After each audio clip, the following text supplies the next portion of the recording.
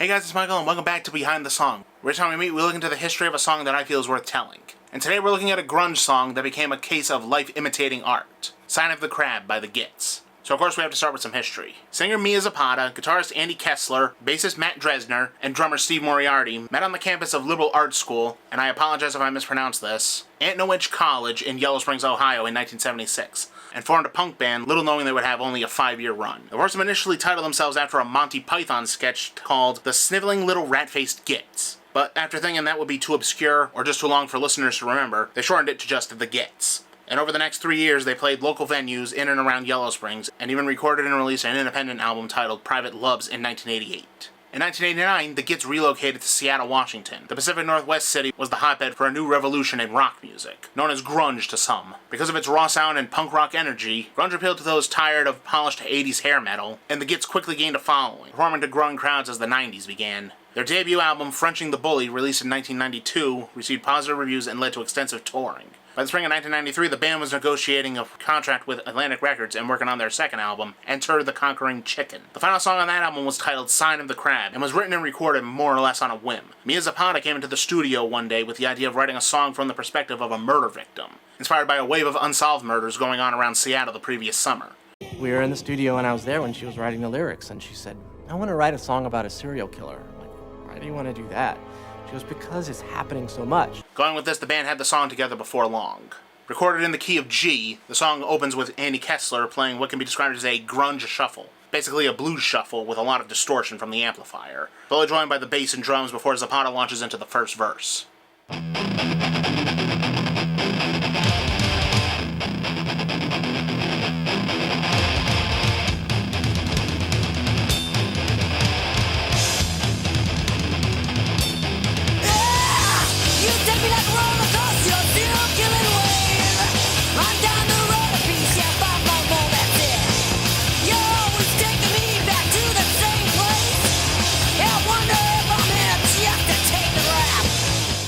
Right off the bat, Zapata doesn't waste any time describing the killer's tactic of yanking her off a roller coaster and taking her to the same place every time they meet.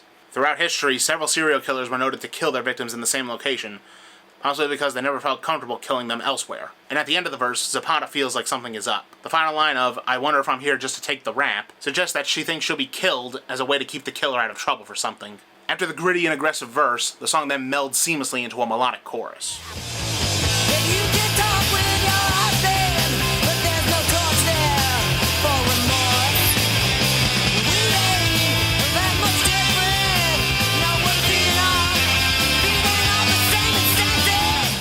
"You can talk with your husband" is a pretty enigmatic line, as it seems to suggest the killer is a woman.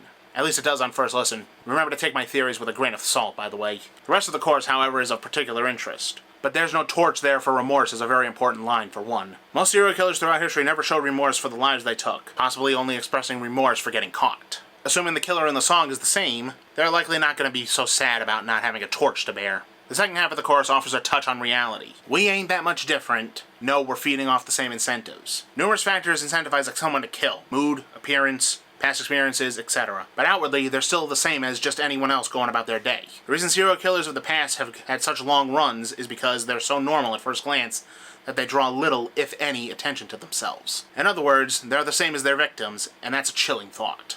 Without so much as a single beat lost, Sign of the Crab then switches from the melodic chorus to its raw sound for the second verse. By now, Zapata seems to be onto what the killer has in mind for their meeting tonight. Never cease to amaze me, the things you'll try to pull. Anything to get me in and then get me killed.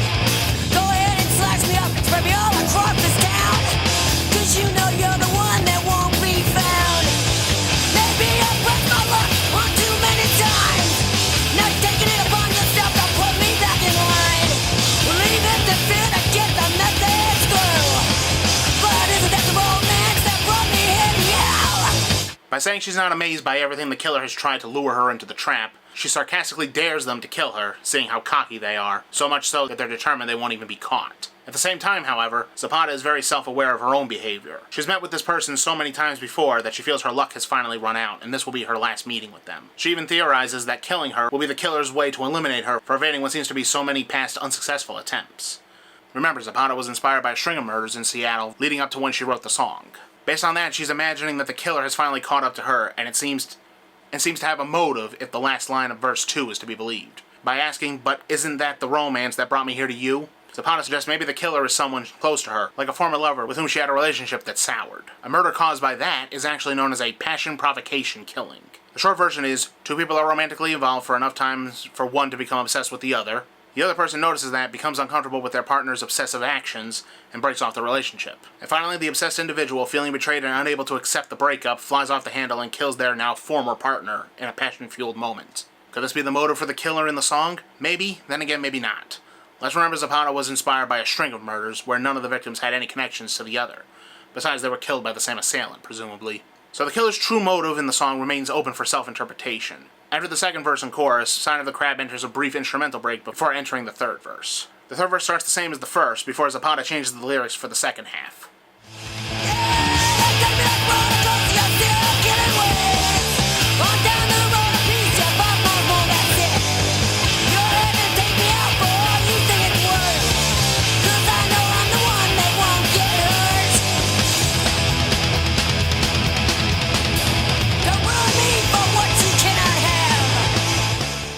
By this point in the song, Zapata thinks she's seen the killer's intentions and believes she can outsmart them and get away. She carries this notion into the last chorus as well. While the first two ended with mention of the same incentives, the final chorus ends with this line.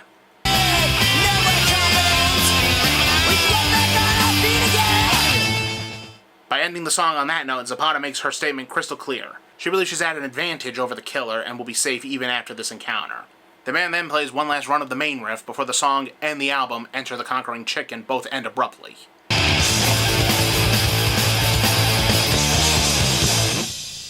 With the final song recorded, the Gits began the mixing and mastering process for the album before departing for a tour of the East Coast of the US. They planned to release the album later in 1993, but as fate would have it, one member of the band wouldn't live to see its release. On the night of July 6, 1993, Mia Zapata visited the famous Comet Tavern in Seattle's Capitol Hill neighborhood, a popular hangout for musicians. After spending a few hours there, she left on foot around 2 a.m. to visit a friend in her apartment building a block away, before leaving to walk to another friend's apartment a few more blocks away. Then at 3:20 a.m., a passerby stumbled upon a woman's lifeless body laying in the street at the intersection of 24th Avenue South and South Washington Street. Police and paramedics were called, but the victim was pronounced dead at the scene, having been beaten, sexually assaulted, and strangled. No ID was found on the victim, but the medical examiner, who was a fan of the Gits and had attended several of their concerts, recognized her as Mia Zapata. That's right, the snarling, animated frontwoman of one of Seattle's biggest up-and-coming bands was dead at the age of 27, inexplicably assaulted and then murdered in cold blood. News of Zapata's death sent the Seattle music scene reeling, with family, friends, and wondering who could have been behind this violent attack. Without their singer, the Gits' surviving members decided to put work on Enter the Conquering Chicken on the back burner, ultimately releasing the album almost a year later in March of 1994. Hearing the album, and especially hearing Sign of the Crab, fans began drawing parallels between the song and Mia Zapata's real-life murder. This line in the second verse would prove especially chilling. Go ahead and slice me up, spread me all across this town. Remember, Zapata spoke from the perspective of a murder victim, only to be killed shortly after the song was recorded in real life. In fact, about the only difference between the song and real life is this line. Slash me up, spread me all across this town suggests a stabbing homicide, while Zapata was beaten and then strangled to death. Another chilling coincidence is the time of year Zapata was killed. Zapata was officially killed on July 7, 1993. The astrological house of Cancer occurs annually from June 22nd to July 23rd. And the sign for Cancer? The Crab. That's right, Mia Zapata was murdered during the Sign of the Crab, referencing the name of presumably the last song she ever wrote and recorded. Even this line in the second verse would prove prophetic. 'Cause you know you're the one that won't be found. As the years wore on, the identity of Zapata's killer remained a mystery. That's not to say authorities and investigators weren't trying their damnedest, though. They pursued several leads that only petered out as soon as they emerged. Even the surviving Gits hired private investigator Lee Herron to conduct her own investigation with no luck. There were no eyewitnesses, and believe me, I tried. I went out a couple of nights with another investigator and talked with every prostitute on the street to see if anybody knew anything. I talked with all the neighbors in the area. People saw a car drive away, but they didn't see anybody in it. But while Zapata's murder case remained shelved, it wouldn't go unsolved forever. We know Mia was killed in 1993, of course. That same year, biochemist Kary Mullis won the Nobel Prize in Chemistry for a breakthrough in DNA identification, the polymerase chain reaction, or PCR, test. This was a watershed in science and criminal justice, as PCR allowed positive identification on very small DNA samples. During Mia's autopsy, what appeared to be a human bite mark was found on her left breast. The same medical examiner who recognized Zapata swabbed the mark and attempted to determine if the assailant left saliva and thus his DNA on the body. DNA was found, but the sample was too small for DNA testing of 1993, so it was placed into a freezer for storage, with the medical examiner hoping the sample could one day identify the killer. That day came 8 years later in 2001, when the PCR test was refined enough to test the sample from Zapata's autopsy. The test generated the result of a male DNA profile, so now it just had to be matched with someone. The profile was put into the Combined DNA Index System, or CODIS, and when no match was identified at first, the system was left to run 24/7. And a year later, in 2002, the system matched the DNA to Jesus Mezquia, a 48-year-old Cuban exile and fisherman with a history of violent crime. Mezquia was living in Marathon, Florida in 2002, but investigators determined he had lived in Seattle in 1993, only 3 blocks away from where Mia Zapata's body was found. Mezquia was arrested and charged with the murder of Mia Zapata in 2003, and despite his protestations of innocence, the evidence, and especially the DNA match, proved too strong. Jesus Mezquia was convicted of the murder in March 2004 and sentenced to 36 years in prison, the maximum sentence under Washington state law. He appealed his conviction a year later in 2005, but after waiving his right to have a jury decide his fate, Mezquia was sent back to prison. He died in 2021 at the age of 66. Mia Zapata's family, friends, and fans no doubt found closure after Mezquia's conviction, even though the conviction wouldn't bring her back. Zapata's death affected so many others. The Gits, for one, split up later in 1993, leaving Enter the Conquering Chicken as their final album, though the surviving members later went on to pursue other music projects. Several Gits fans were left without a band to look forward to seeing, and the Zapata family was left without a daughter. No parent should have to bury their child. To end on a positive note, however, several of Mia's friends set up a non-profit self-defense group called Home Alive, which teaches self-defense training and has overseen several benefit concerts towards several anti-violence causes. Even 32 years after its inception, Home Alive is still going strong and boasts several famous contributors, including members of fellow grunge bands like Nirvana, Pearl Jam, Soundgarden, Bikini Kill frontwoman Kathleen Hanna, and the legend herself, Joan Jett. So Mia Zapata must be smiling down on those she left behind, blessing them with their efforts to prevent another murder like hers. And while Mia's death was too soon and sudden, her spirit still lives on through the music she created with the Gits. So I hope you guys liked the video, or at least found it entertaining. Be sure to like, comment, subscribe, and turn on your notifications so you never miss the next Behind the Song or my next video. And until then, rock on. See you next time. Come on, camera, focus. Focus, focus. And today we're looking at a grunge song. Come on, just focus on me. And I'm pretty sure I'm going to mispronounce this, Antoinich Tech. Oh dear. See? Anoch Tech. Antoinich College. And even recorded and released an independent album. Throughout history, several serial killers were noted to kill their victims. The song then sieges seamlessly from the that's a tongue twister, and possibly only